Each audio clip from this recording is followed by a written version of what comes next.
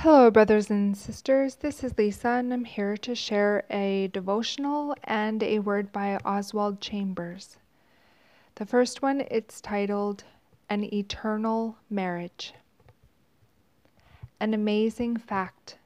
According to a book about marriage published in 2007, a first marriage has a 20% chance of ending in divorce within 5 years. After 10 years, the number climbs to 33%. Marriages are supposed to be a lifelong commitment between two people, a covenant to love and support each other through thick and thin.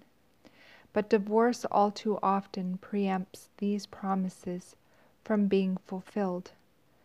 Though divorce has existed for thousands of years, with God even providing rules governing divorce to the ancient Hebrews, our modern society seems to have taken divorce to a new level.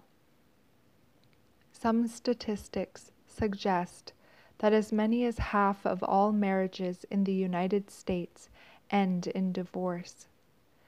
God likens his relationship with his people as a marriage. Jesus is the bridegroom, and his church is the bride. The Song of Solomon reveals the depth of God's commitment to his church through poetry and figurative language, and reveals the kind of relationship to God he expects his church to have.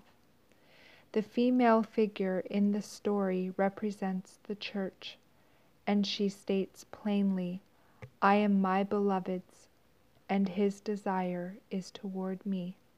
Song of Solomon 7 verse 10. Have you given your life entirely to Jesus? Can you call him my beloved and honestly declare that you are his? The Bible promises already that his desire is toward the church. Won't you be a faithful spouse today and give your life entirely to him? Unlike so many marriages on earth, the marriage between Christ and his bride will last for eternity and never come to an end.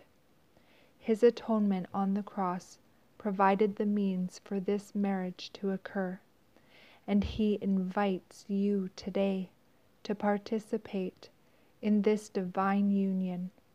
All you have to do is say yes.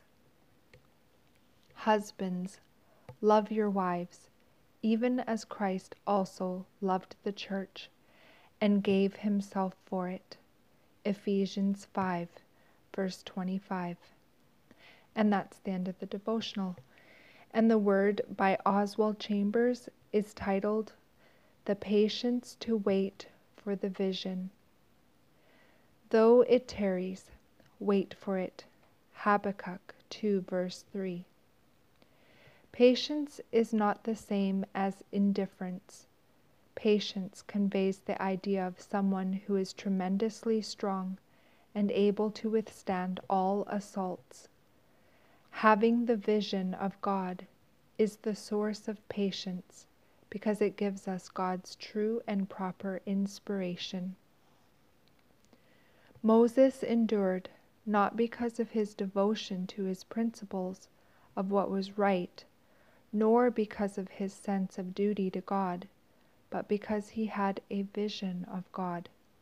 He endured as seeing him who is invisible. Hebrews 11, verse 27. A person who has the vision of God is not devoted to a cause or to any particular issue. He is devoted to God himself. You always know when the vision is of God because of the inspiration that comes with it. Things come to you with greatness and add vitality to your life because everything is energized by God. He may give you a time spiritually with no word from himself at all, just as his Son experienced during his time of temptation in the wilderness.